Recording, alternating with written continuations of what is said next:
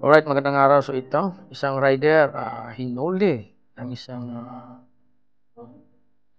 enforcer ng LTO dito sa PRC Makati. Alright, ayos lang mahuli. Ang problema, mali ang kanyang huli. Nagbayad siya ng 10,000 na multa dahil expired, unregistered ang kanyang motor. Pero, ang totoo ay nakarehistro pa ito. Hindi lang alam ng enforcer na yan. Kaya humingi siya ng tulong dito sa ating Colonel Congressman. Right? So, wala nang magagawa ang rider na ito. Kasi ay maliit na tao lang. Pero tumawag siya ngayon kay Ikaw yung enforcer? Ha? Ilang taon ka na sa LTO? 8 years. Nag-seminar ka ba? Yeah. Sinong nag-seminar sa'yo? Dito sa mga desk. Sinong nagturo? Si Bong Delaware. Naalala mo siya? Sa PRC po, sir. PRC Makati po. Makati. Makati. Unang huli kami dun, sir. Siya ang nag-ticket sa'yo? Anong sinabi sa'yo? Sabi sir, 2022 pa daw expire yung motor, tapos huwag pa daw siyang lukohin. Huwag pa daw siyang lukohin sir kasi nagpapaliwanag ako ng channel. Magpapaliwanag ka? Oo sir, ayaw kong pahinggan sir eh. Tapos huwag pa daw siyang lukohin na turuan. Ang tinitignan niya, yung ano sir, yung model, binilugan niya. Binilugan niya, no? Talagang ebidensya ka, ha? At saka hindi ka pwedeng magsinungaling sa akin, eh. Oo sir. Kasi didibdibak kita, eh. No? Tapos sir, pinapaliwanag ko sir ito po. Tapos ako. Di ba mamaya pagdating ni Director, para si Director at saka yung adjudication ang mamamagitan, no? Tingnan mo nga kung nandyan yung team leader mo. Pag nandyan, swerte ka. Siya ang sasabunin ko, eh. Hello, sir. Director, good afternoon. Nabala kita, ha? Yes, sir. Si Ma'am Beverly. Wala. Wala?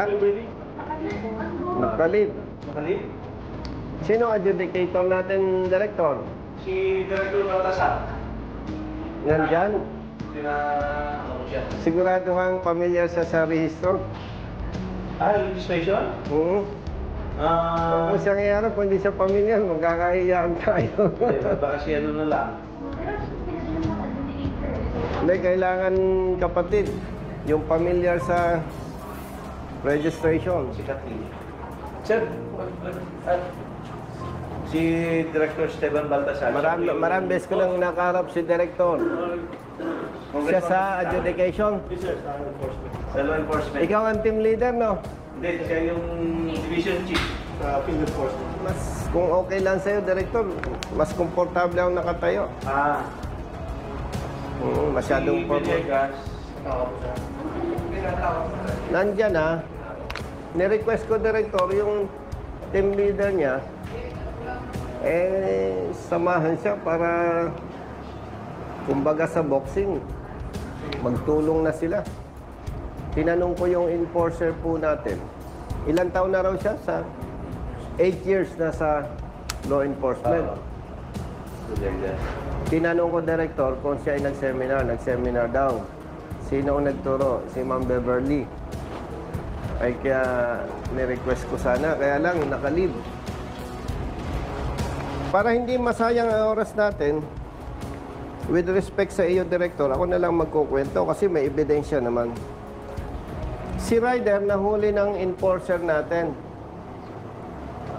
Mr. Villegas.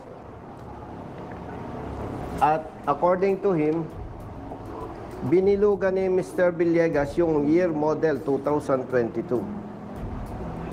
Brother, may bilog dito yung year model, eh.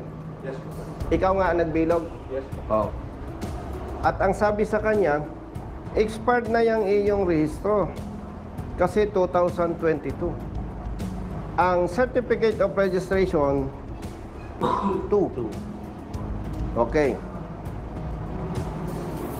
Director, papansinin po ninyo, ang MBUC na binayaran 900 pesos. Samantalang bawat isang taon 240. 240 times 3, that is 700 Nag-plus ang LTO ng 180 pesos. Kasi, from March 2023, ang ginawa niya, pinabayaran na sa kanya hanggang February. No. So, ibig sabihin, Director, 3 years siyang rehistrado.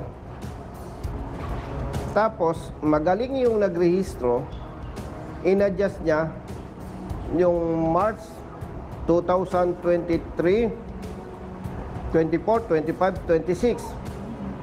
March. In-adjust ng LTO na dapat kung 2023, 24, 25, 26 March dapat siya mag-rehistro. In-adjust na nung tao ng LTO sa halip na March 2026, in-adjust March 2027. Kaya nagpatong siya ng 180 pesos. Director, para walang kalituhan, simplihan na lang po natin. Rehistrado ang motorsiklo ng 3 years. No, 3 years. Yung ibang detalye, kahit hindi natin pag-usapan, malinaw na siya ay rehistrado hanggang 2023, 24, 25, 26. Ngayon, siya ay hinuli ng enforcer ninyo ng June 13, 2024. Bagaman at ito ay for investigation pa rin sa parte ng adjudicator. Ang tanong natin, nagbayad siya ng 10,000 assuming for investigation pa ito, kaya ang term na ginagamit ko, Director, assuming after the investigation na nakita mali ang apprehension ay ang rider nagbayad na ng 10,000, what will be your recommendation, Director? Why did you admit by this young son if you are not guilty of the offense? Bakit niya binayaran? Siyempre, mas marunong ako sa kanya. No? Una, hindi natin siya pwedeng questionin sa ganung bagay. Why? Dapat ang ating enforcer marunong. Hindi natin pwedeng i-expect na ang motorista ay marunong kaysa enforcer. So, dahil nagtitiwala siya na tama ang huli, nagbayad siya. Okay. Now, in-advise nung kasama, nung may-ari ng motorsiklo, mali yan, tumawag ka kay Congressman Busita. Regularity in the permit duty is a presumption. Presumption. Who will rebut that presumption now? Yes, that's why, kaya nandito kami. Maging patas tayo in the name of service, Director. Kung yung enforcer natin hindi marunong, what can we expect from the motorist? Now, meron tayong advokasya. Dumulog sa opisina. And we evaluated the documents. And we found out na mali nga ang panghuhuli. So, wag na natin pahabain, Director. Simplihan na lang natin. Sa ngalan ng public service, mali ang huli. Ngayon, nakagbayad na siya ng 10,000. There is now a protest after the case was settled and paid and fine paid. So, ngayon, titingnan natin ngayon kung tama ba yung apprehension. Exactly. That is now your point, Congressman, that we will look now into the question whether or not the apprehension is correct. But insofar as the adjudication is concerned, since the apprehended driver did not contest the apprehension, instead, he admitted the offense charge. Huwag tayo doon, Director. Considering na nagbayad, you presume na ina-admit niya. Ang sinasabi ko nga, Director, kung ang enforcers ninyo, even district officers, marami ko nang napatunayan, hindi marunong magpatupad ng batas. What can we expect from the motorist? Now, kalimutan na natin yung issue na yon. What is the remedy? Ngayon, atensya sa trabaho, atensya hearing, absensya for the resolution, after you find out na mali ang apprehension, cancel ang huli. Ay di, yung absences niya sa trabaho, hindi naman binabayaran. Kung pa lang, sa ngalan ng public service, we can easily determine na mali ang apprehension. Bakit natin paikot-ikutin pa? Ay may ebidensya na. Gusto ko, i-verify nyo ngayon to. Kung narehistro siya ng 2000, kasi siyempre, Xerox lang ito, Director. O, verify nyo kung totoo, rehistrado. Assuming, you found out, mali ang apprehension. Anong magiging recommendation nyo for the 10,000 pesos of the motorist? Ako, Sa ngalan ng public service, on my part, kung ako ang tatanungin ng Congressman, since he admitted to pictures, no, huwag ganun. Director, with all due respect, huwag natin sabing since he admitted. Kasi ang punto dito, public service. Huwag na natin pag-usapan kung admitted, whatever. Ang pag-usapan natin, mali ang apprehension. Congressman, pag sa Congress ako, contempt lang. Kung doon ako sa committee mo, contempt lang ako. Oo. Eh, wala tayo sa Kongreso. Director, ang pag-usapan natin, public service. I know, Congressman. Naintindihan po ba ninyo? Huwag na nating pag-usapan yung ibang anggulo. Ang usapin lang, mali ang huli. Paano ngayon yung 10,000 ni rider na isang buwan niyang ipapaghanap buhay? Ang mali ka talaga. How many cases I have dismissed the Congressman? Excuse me, Director.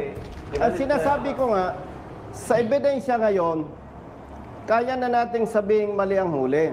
Pero pag ganyan ang stand mo, Director, nire-respeto naman kita. Pero ang nararamdaman ko, kung ganyan ang posisyon ng LTO, walang public service dyan. Kasi dito pa lang sa ebidensya, makikita na natin mali ang huli. Isa lang ang request ko. Imbestigahan nyo, and we expect corresponding administrative sanction against your enforcer. Kasi kaya ang mga enforcers, even police personnel, police officers, local enforcers, district officers, kaya malalakas ang loob gumawa ng mali eh. Cancel lang naman ang huli. Wala man namang administrative sanction. Brother Jerry, bigay mo yung 10,000 niya. And by the way, director, number 1, please address immediately cancellation of apprehension kasi may equivalent demerits ito. And hindi siya makakwalify for 10 years validity ng lisensya. Iano natin to.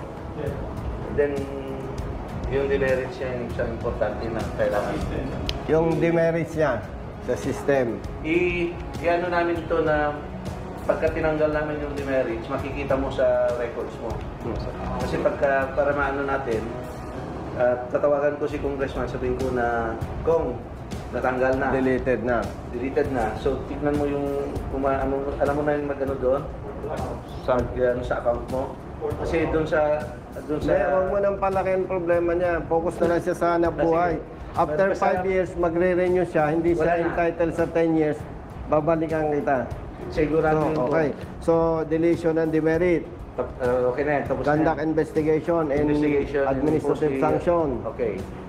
Yung 10,000 Yung 10,000 noon. to follow later. Yes. Okay na tayo. Okay po.